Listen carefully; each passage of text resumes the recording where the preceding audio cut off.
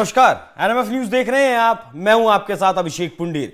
22 जनवरी को अयोध्या में राम मंदिर का उद्घाटन होने वाला है। रामलला का जो है प्राण प्रतिष्ठा होने वाली है और करीब 550 सालों की लंबी लड़ाई के बाद भक्त अपने आराध्य देव भगवान राम के दर्शन कर सकेंगे 22 जनवरी के बाद। लेकिन जो है कुछ लोग या फिर कहें विपक्षी नेता लगातार राम नाम का अपमान कर रहे हैं, भगवान राम का अपमान कर रहे हैं। कारण है वो जो है मोदी की खिलाफत करने के चक्कर में अक्सर जो नेता हैं वो राम की भी खिलाफत कर देते हैं और सोचते नहीं है कि वो क्या कह रहे हैं, क्या नहीं कहना है। कांग्रेस पार्टी है जो कभी राम को काल्पनिक बताती थी, कांग्रेस के ही नेता हैं जो कहते हैं कि विवादित जगह पर भगवान राम का मंदिर बनेगा तो भगवान राम ही क्या करेंगे। लगातार इस तरह की बयानबाजी चल रही है, सारे वो बयान मैं आपको दिखाऊंगा।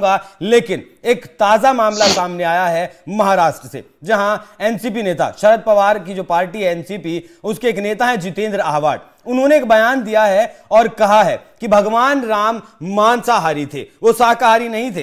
जब उन्हें 14 साल का वनवास हुआ तो वो शाकाहारी भोजन कहां ढूंढते, इसलिए वो पहले शिकार करते थे और फिर उस भोजन को वो किया करते थे। इसी मुद्दे पर आज चर्चा करने के लिए मेरे साथ कई मेहमान मौजूद हैं। आचार्य प्रमोद मिश्रा, हिंदू धर्मगुरु, सर स्वागत है आपका।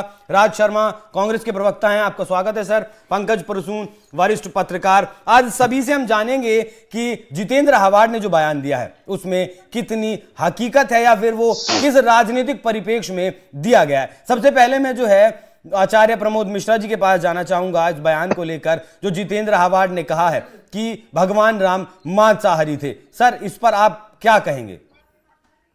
बिल्कुल अभिषेक जी, सबसे पहली बात यह है कि इनको जो ऐसे बयान देते हैं इनको वर्तमान में बस बयानबाजी करनी आती है, इस बारे में कोई विशेष ज्ञान या जानकारी नहीं होती जी। दूसरी बात की प्रमाण हम लेंगे अगर कि राम क्या खाते थे, क्या पीते थे, कहाँ रहते थे और किस तरह का इनकी जीवन शैली रही है, तो ये रामचरितमानस या फिर वाल्मीकि रामायण ये दो विशेष प्रमाण होते हैं जिनके माध्यम से, जिनके आधार पर लोग समझ सकते हैं।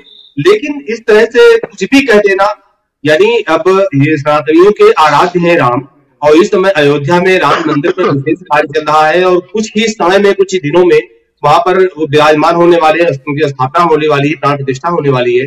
और इस बात को लेकर के कोई कुछ भी क्या भी कहते चले जा रहे हैं। पिछले फरवरी के महीने में हमने एक डिबेट की थी, तो साउथ के थे कोई श्री भगवान के नाम से कोई लेखक थे, वो कह रहे थे कि भगवान राम सीता जी के साथ बैठ करके मज्जा पान करते थे। तो ऐसे ऐसे वाक्य, ऐसे ऐसे शब्द कहां से निकाल के लेके आते हैं, ये समझ में नहीं आता कि ये लोग मतलब कुछ कैसे ज्ञानी हैं और कैसे क्या समझते हैं, अपने आप को क्या ध्यान देते हैं। राजनीतिक परिप्रेक्ष्य में जो बयानबाजी, राजनीतिक बारे में बात करेंगे, लेकिन पहले बताइए भगवान राम शाकाहारी थे या मांसाहारी थे? बिल्कुल, इस पर वही बात आ रहा था, इस बात को लेकर के जो इस पर प्रमाण सबसे बड़ा होता है रामचरितमानस, रामायण। तो रामायण में जब भगवान राम सबरी के यहाँ जाते हैं तो वहां रामचरितमानस की एक चौपाई मिलती है। चौपाई कहती है कि कंद मूल फल सुरसयति दिए राम कहुआनी, प्रेम सहित प्रभु खाए बारंबार बखानी। तो शब्द ही आता है कंद मूल फल, यहाँ पर कहीं कोई ऐसे जो है शब्द नहीं आए। और दूसरी बात, जो धर्म, जो देवता, एक अहिंसा फर्क है। वो कहता है कि भाई अहिंसा परमो धर्म या अहिंसा ही परम धर्म है, जो वेद कहता है, वेद विभाग कहते हैं, देवता कहते हैं। वो अहिंसा कैसे करेंगे, कहां से करेंगे? तो ये कहां से टिप्पणी ले आते हैं, कहां शब्द ले आते हैं, ये थोड़ा सा सोचनीय विषय है कि ये कहीं ना कहीं से एक राजनीतिक विषय होता है। बाकी यहाँ धर्म का कोई ऐसा विषय नहीं है कि जहां पर ये लोग ऐसा कह देते हैं और अपमान कर देते हैं। तो ऐसे लोग कहीं ना कहीं से बहुत निंदनीय कार्य कर रहे हैं लोग।